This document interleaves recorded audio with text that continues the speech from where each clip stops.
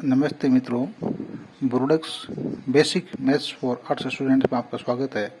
मित्रों, आज हम इसके भाग 19 में एचसीएफ यानी महत्तम समापवर्तक निकालने की विधि के बारे में जानकारी प्राप्त करेंगे।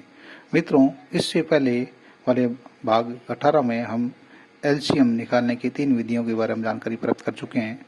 आज हम एचसीएफ के बारे में निकालने का तरीका सीखते हैं। मित्रों, उदाहरण के लिए दो संख्या हैं 16 और 24। इनका हमें एचसीएफ निकालना है। पिछले भाग 18 में भी हमने 16 और 24 ही उदाहरण के लिए संख्याओं को चयन किया था। वापस हम इन्हीं संख्याओं को चयन करते हैं 16 और 24।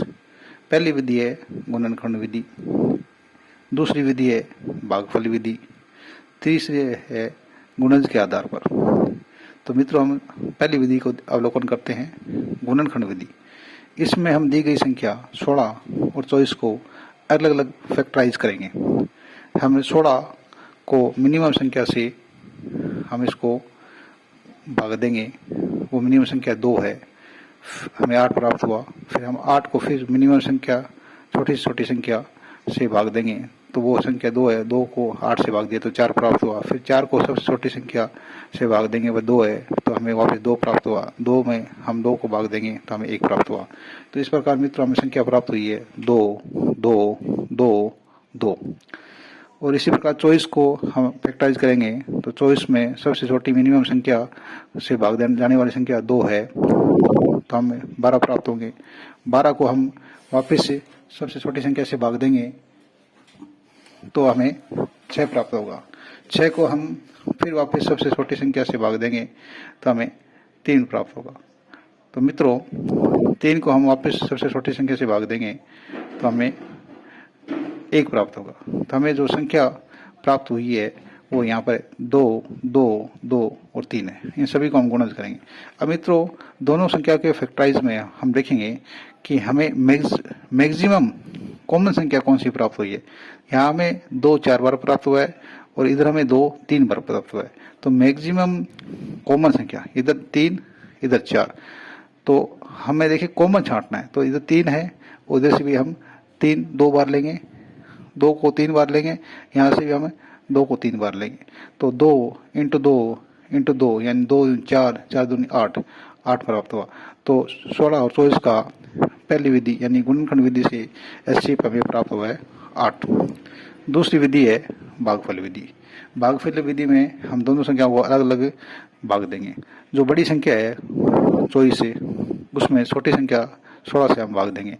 हम 24 में 16 का भाग देंगे तो 1 बार भाग जाता है, और 24 में 16 घटाएंगे तो हमें 8 प्राप्त होता है। अब इस 8 को हम वापस जो छोटी वाली संख्या थी 16 उसमें भाग देंगे तो ये 2 बार जाता है और हमें शेष पर 0 प्राप्त होता है। तो अब अंतिम जो भाजक था वो 8 था, तो हमें एचसीएफ प्राप्त हुआ है 8। अब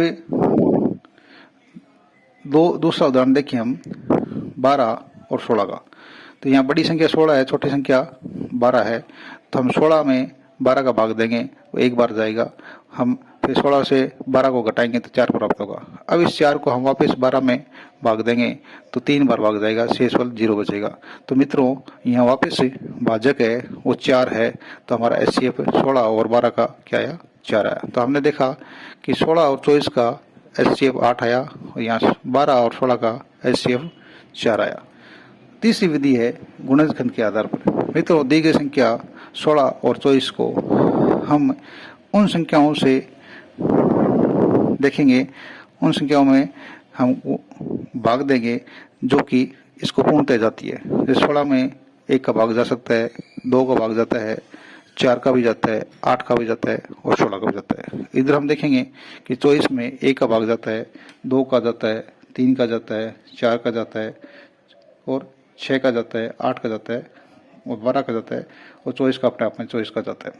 तो हाईएस्ट कॉमन संख्या कौन सी है जो दोनों में हमें इनका भाग जाने को देखने को मिल रहा है, वो संख्या है 8। तो 16 और 24 का एचसीएफ हो गया 8। दूसरा उदाहरण है 12 और 16। 12 को हम वापस से उन संख्याओं में दिखेंगे जिससे 12 में भाग जाए, वो संख्या 1 है, 2 है, 3 है, 4 है और 12 है। इन सभी का 12 में बारी बारी से भाग जाता है। 16 का देखेंगे तो 1 है, 2 है, 4 है, 8 है, 16 है। इन सभी संख्याओं का 16 में बारी बारी से भाग जाता है। तो हम यहाँ देखेंगे कि कॉमन हाईएस्ट संख्या कौन सी है कि जिसमें दोनों का भाग जाए, तो जिस संख्या का दोनों में भाग जाए वो संख्या है 4। 4 एक ऐसी संख्या है कि दोनों में मौजूद है, जिसको कि 12 में भी भाग जाता है और 16 में भी भाग जाता है। तो हम कह सकते हैं कि 12 और 16 का जो एचसीएफ है वो 4 है। तो मित्रों, उम्मीद है इसी के साथ ये टॉपिक आपको समझ में आया होगा। इसी के साथ यहीं समाप्त करते हैं। जय हिंद, जय भारत।